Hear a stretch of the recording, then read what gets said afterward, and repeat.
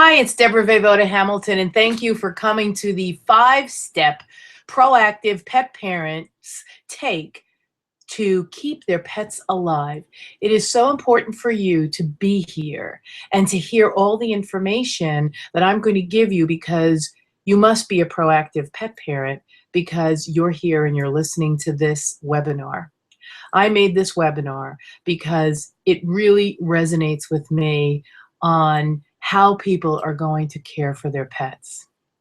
Let me tell you a little about myself. My name is Deborah Hamilton, and I'm the principal at Hamilton Law and Mediation. I'm an attorney, I'm a mediator. I help people resolve conflicts over animals without going to litigation. That's my profession. That's what I do. I used to litigate, but I hung up my litigation pumps, and now I help people have that conversation so they can resolve their conflict in less time for less cost and retain relationships. Because quite frankly, when you're in the throes of an argument, you might not want to retain a relationship, but afterwards you might lament losing it. So I enable people to really address issues with the person they're having a disagreement with and find a solution that works for everyone. That's what I do.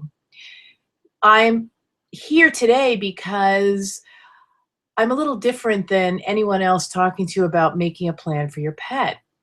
I'm not a trust and estate attorney, and I don't play one on TV.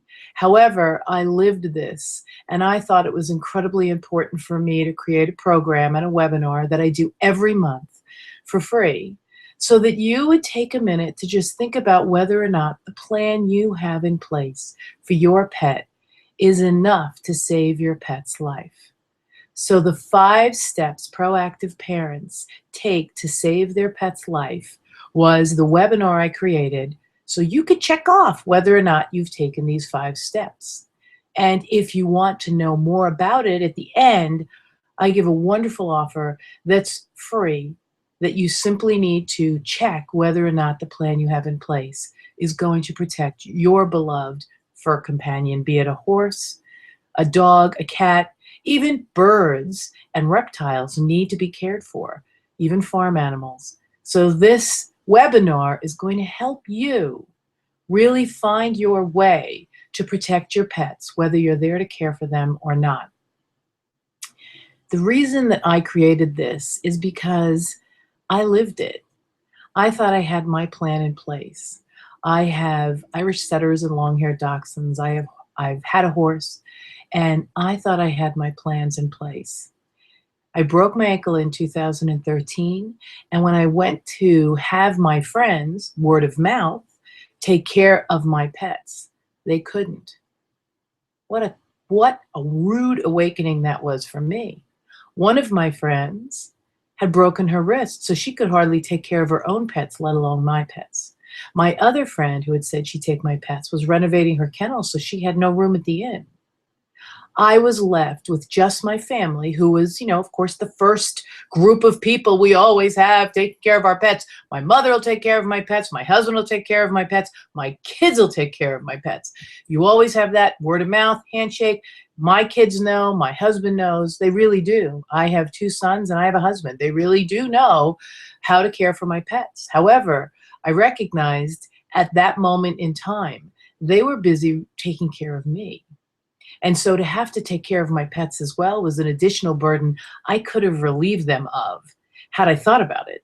But I never did because I never thought my friends wouldn't be able to take care of my pets. As it turns out, I had 3 people in line to take care of my pets. And the third person was able to come in and help my husband and my son take care of my pets while they were taking care of me. So this program that I put together is not trying to sell you anything. It's actually just taking a minute, well, 30 minutes, because I only keep you here for 30 minutes. It's taking 30 minutes of your time to think about the one person in your family who completely depends on you for their care. And that would be your cat, your dog, your horse, your bird. They really do depend on you for making this plan that I'm going to talk about today. So I hope you stay with me because it really is important to just start thinking about whether or not you have a plan in place that can truly do what you want it to do and care for the pets in your life, your beloved pets. So I discovered these 5 steps when I broke my ankle. I was, typical story. I was out in the back of my property in the snow and looking for the spot in the fence where my dog had gotten out. I was really worried about her and I wanted to know when it was a fresh snow. Well, I slipped and I fell about 200 yards from the house. I had to walk back in on a broken ankle. When I got to the hospital, I called somebody to let my dogs out. They absolutely said yes, they did. And then I was put in a cast for 8 weeks. And I realized that person who I'd called immediately to let my dogs out couldn't take care of my dogs any longer. That was just a one-time thing. My husband was taking care of me. My son was taking care of me. I couldn't walk. I couldn't get down the basement to take care of my dogs myself. And I was frightened about what was going to happen to my dogs because my husband and my son were overburdened with taking care of me. And I don't mean that like they were overburdened. It's just that really when you're thinking about people taking care of you because you're sick, you really want to minimize the amount of work they have to do in addition to taking care of you. It was something that I had never even thought about, never crossed my mind. I had really made all of my plans for when I died. But the well-kept secret in trust and estates is that if all of your plans for your pet are in your will and you're not dead yet, they don't come to fruition. I give programs all over the world called I'm Not Dead Yet to speak to people about recognizing that if all of your plans are in your will, you have not made plans enough for the care of your pet because those plans don't come to fruition unless you're dead. And unless you can guarantee that you're going to die and you're not going to break a leg, I did, you're not going to break an arm, my girlfriend did, you're not going to suffer from Alzheimer's, you're not going to have a stroke, you're not going to be delayed on an airplane, things are not going to happen such as floods, fire, hurricanes, tornadoes. If you can guarantee none of those are going to happen, then having everything in your will is perfect. But I know I can't guarantee that I'm not going to break another bone. I hope not.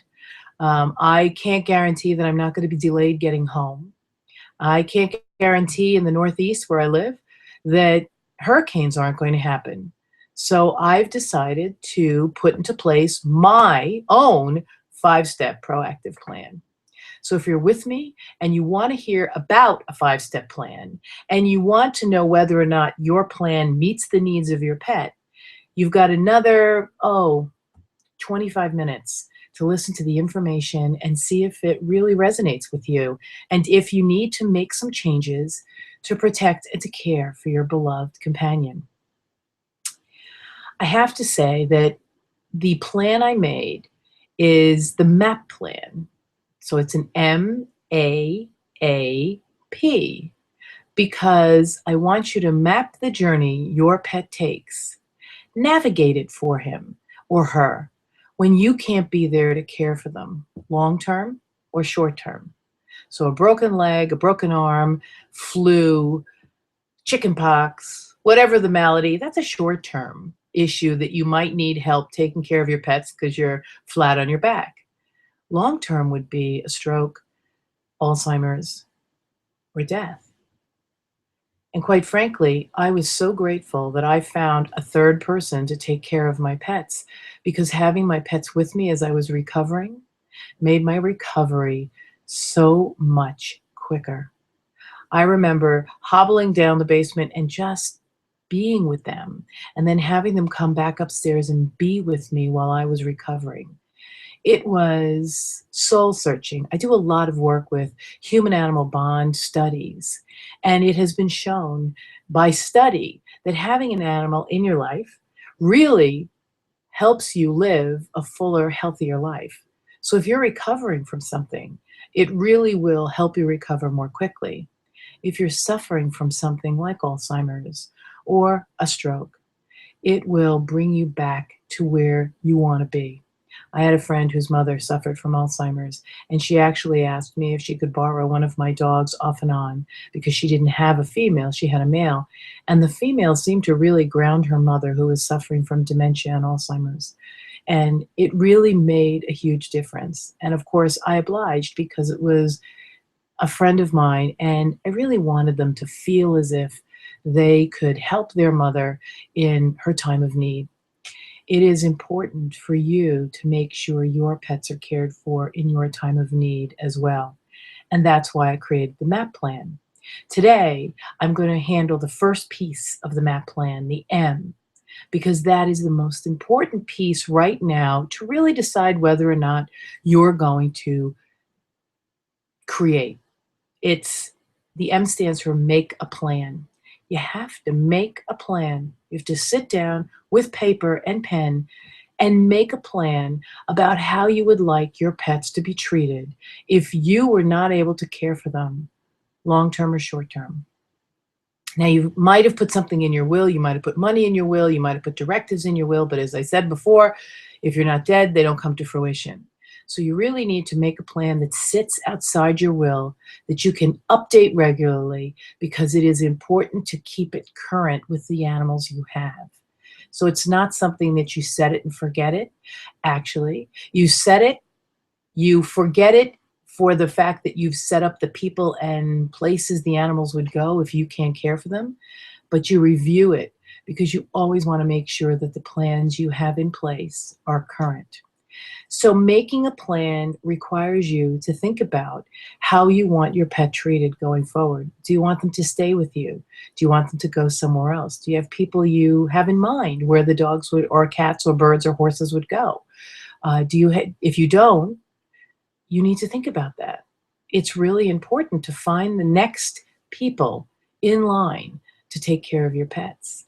And if you don't have anyone in mind, there is absolutely no one. I've given this talk at a number of places where people have walked up to me and said, Deborah, I don't have anyone when I go to the make the plan piece to call to take care of my pets. And I say to them, if you sit down and talk to me for a little while, I will bet you I can help you find at least 3 people, 3 places that will take your pets and care for them.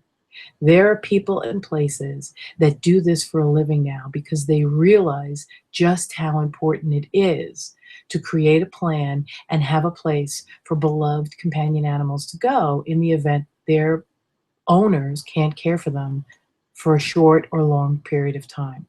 So you have to decide to make a plan. What happens if you don't make a plan? What if it just is in your head? What if it's just a handshake? What if it's just an agreement between 2 friends, 2 sisters, your siblings, your children, your husband? That's all well and good. It really is. It's better than nothing. And I commend you for at least having the conversation that if in fact something happens to me, you're going to take my pet. However, it really needs to be in writing so that if someone is there, they know they've taken on that responsibility to care for the pet and what that responsibility entails. It really is important to make sure that you have made it clear to the people who have accepted your request that they know what they're getting into, that they know that they can do what it is you've asked them to do. Making a plan means making a plan that someone can follow. And if it's in your head, they can't follow it, especially if your head is suffering with some disease, some issue, they're not going to be able to follow it. So you really need to make a plan, and that plan needs to be in writing. It will make everyone's life so much easier.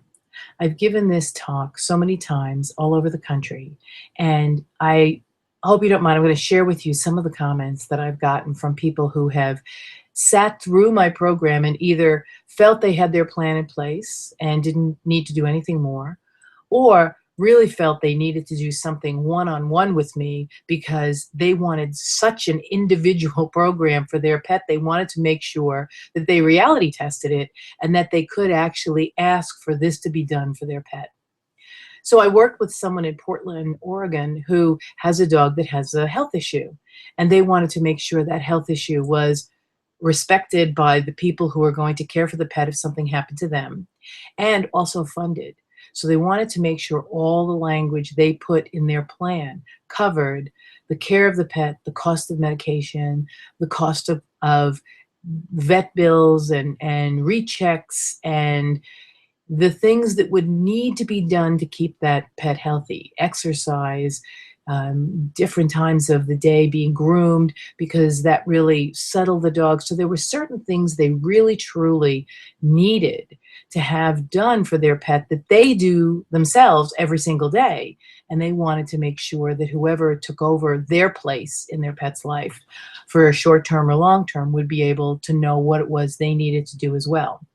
And the interesting thing is they were able to decide which things were, I gotta have this, and which things were nice to have this, but not as necessary, because there are so many things we want for our pets. And some of the things we would trade off. We would say, yeah, that's really important. No, that's not so important. But you don't know that till you decide and you have questions raised. And that's what my program brings to the fore of your thought. What is it that I really want? And what is it that I can live without if my pet has the kind of home and person taking care of it that really resonates with me? So that was one person with a one-on-one with me that I do not as often as the group ones, because they're, a little more timely, a little more expensive, but clearly you will get your own personalized MAP plan if you work with me one-on-one. But I also had a group lesson in California, and there were 40 people there. And one of the people there, we worked for 6 hours. It was unbelievable. We went through every single step of the MAP plan. Everybody walked away with clear ideas about what they wanted to do, clear ideas of what they still had to do, clear understandings of how to make that plan work for them. And I followed up, because when I give group lessons, I follow up. I make sure that you take step 1, step 2, step 3. Well, unfortunately, I followed up, but one person told me a fib, and they had not published, which is the P of MAP, their plan. And they went in for surgery, and unfortunately they passed away, totally unexpected. This was routine surgery. They were not supposed to have anything happen to them, and they passed away. Someone came into their home, told their husband, who was their executor, that she knew what it was that so-and-so wanted to do with her dogs. And she placed them all. Well, in the plan that this person had made, she had outlined where each of these dogs were supposed to go, and they were supposed to go to their co-owners. And when the co-owners came to stand by the agreement they made with this woman and take the dogs were gone. And the woman who placed them said, they're in great homes and I'm not telling you where they are. So if you think this is something that I've sort of made up to try to make it scary for you, it really is scary for you. If you have a plan that you want carried out, don't leave it to word of mouth. Don't leave it to, well, they understand that's what's going to happen. Because when emotional things happen, you get sick, you die, whatever happens, people might not remember exactly what it is you wanted to do step by step by step by step by step. And unless you have a MAP plan navigating that journey for your pet so people can follow it, you might actually have your pet not go anywhere where you want them to go. I spoke to a woman at a recent program that I put on at a kennel club here in New York, and she said, my cousin told me if something happened to me, she'd take my dog. And she's the last person I want to take my dog. And I said, well, you better put it in writing. She goes, well, I don't know how to do that without offending her. I said, if you're sick or you're dead, you're not offending her. You are just planning for your pet in the way you want your pet to be planned for. It is making a plan that is so vitally important. So that's the first piece of the MAP plan, making a plan. The next 3 pieces are just as important, but since we have a short time together today, I don't want to go into such depth with them. But the other letters stand for addressing the needs of your pet. We touched on that briefly in the broader scope of making a plan, but you have to address each and every need of each and every pet you have. And you are the only person who knows what each and every pet's personality is like, what they don't like, who they like, who they don't like. Do they like the cat? They don't like the cat. Do they like their sibling and should go with their sibling? Or not go with their sibling because they really don't like their sibling? Or is it okay if they are separated, or should they stay together? That's something you need to address in a separate piece of documentation so that people who have agreed to take on your pets know which pets need to go where and what care they need to receive. It is vitally important. The second A is appointing your caregivers. Now, I'm sure that we have all, I know I'm guilty of it, I've done it. We have all talked over a glass of wine or at an outing where all our animals are all playing together that I'm going to take your dogs, you're going to take my dog, she's going to take all of our dogs, whatever's going to happen. I have a friend who does dock diving and rat hunting and everything else known to man, and she has a cadre of friends. And she said to me, they're going to take my dog. I said, not if you don't put it in writing. I said, because happens I co-own her dogs, and so I get them back. So there's this issue whether or not they would come and take the dogs and I wouldn't even know where the dogs were, and that wouldn't be something that she would like. Or if there's someone that the dog really loves and they have, maybe one dog, or maybe they don't have any dogs because theirs passed away and they would love to have this dog, and they've spent the last 10 years with this dog more often than I because I simply co-own it, I don't live with it, that would be a great home for that dog. But how would I know? She hasn't appointed anyone. She hasn't told anyone who the succession goes from. It goes from the co-owner to this person who lives next door to this vet tech, whatever it is. You haven't appointed people in a way that people can follow your directives. It goes back to making a plan. So in our workshops, we go deeply into who it is and why it is you want to have someone care for your pet. Then finally, the P is publish. As I said earlier, the woman who passed away unexpectedly didn't publish her plan. She made it. She stuck it in a drawer. It did her no good. She didn't tell the people who were to place the dogs with, who she wanted to place the dogs with. She didn't tell them. She didn't tell her husband. She didn't tell her kids. So when this neighbor came over and offered to help them with the care of the animals by finding them homes, they were more than happy to let the dogs go because, quite frankly, it was one thing that they didn't want to have to worry about. They might have wanted to worry about it a week or so later after everything, all the plans were made. But at the time she came in, they were overwhelmed. And people do things when they're overwhelmed that they didn't mean to do. But it happens. And without a map plan, giving people the direction to navigate the journey your pets are going to take, they're not going to be able to follow that plan. So you need to publish it. You need to give it to everyone who's involved with the care of your pets. And I don't just mean the caregivers and your immediate family. I mean, you need to also include veterinarians and trust and estate people because they're the ones who know your pet as well as you do and who need confirmation that you've enabled someone else to care for your pet going forward. Veterinarians in every state are legally not allowed to care for a pet unless they have a document that states that Mrs. Smith, who owns this pet, has given me permission to treat the pet if Mrs. Jones walks in with it.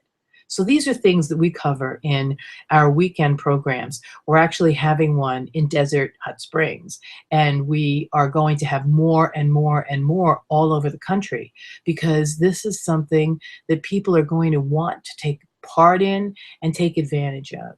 So it is either a one-on-one, it's a group lesson on the internet that we do over a 4-week program, or it's a retreat where you really just spend time together with other like-minded people who want to create a proactive plan for their pets.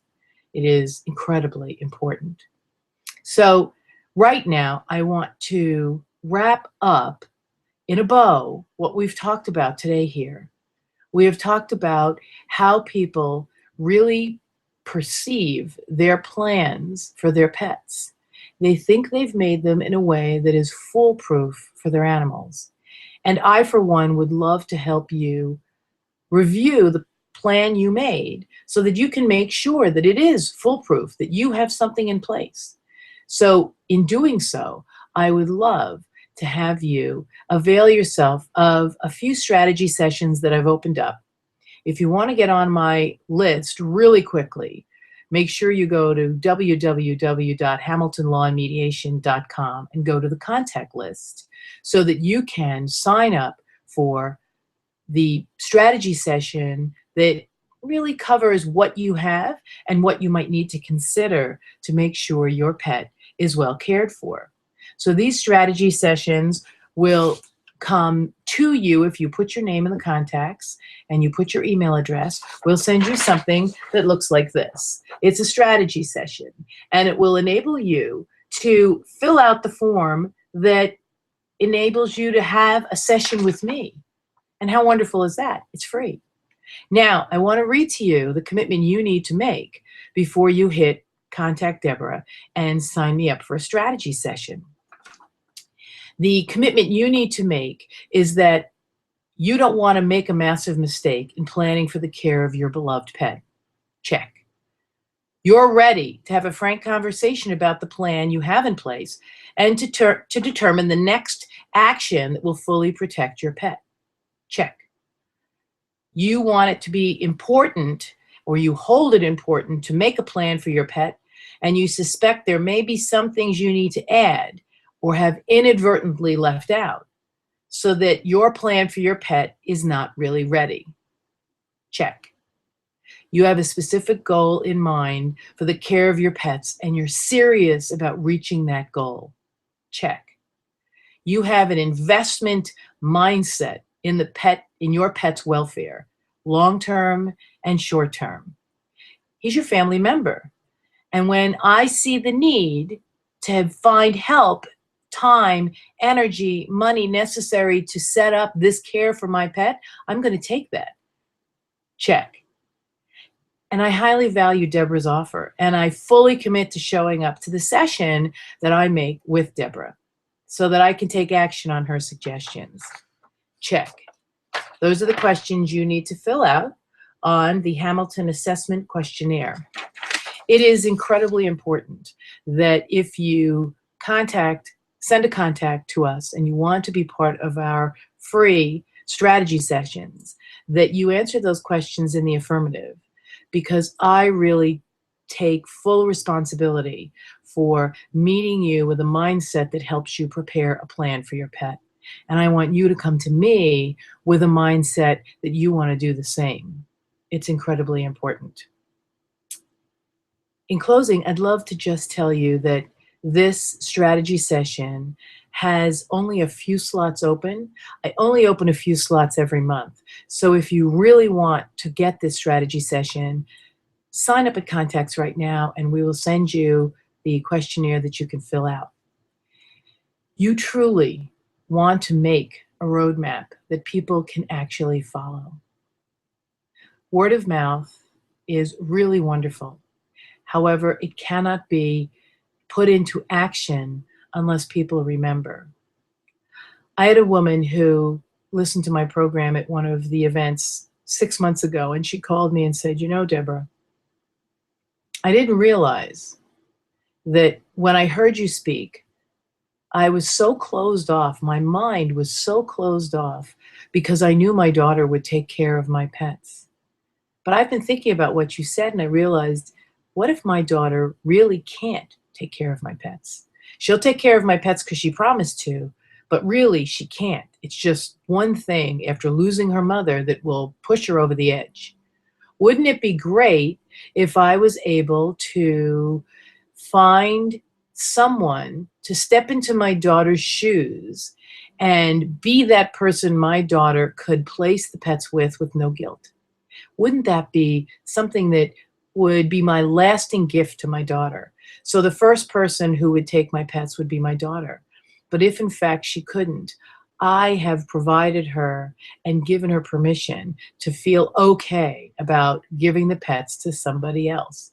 It is an amazing feeling, and one that I really never stressed on these MAP programs before, but I'm stressing now. You might know that everyone in your family knows how to take care of your pets, but wouldn't it be great if you gave them the opportunity to find someone else to take care of your pets if that fits their lifestyle better? Something to think about. I'm Deborah Voivoda Hamilton. I am so glad you joined us here today for the 5 steps proactive pet parents take to save their pets' lives. I hope you consider joining my groups, they're on Facebook, and making a plan for your pet. After you make your plan for your pet, join me in filling out the rest of that program.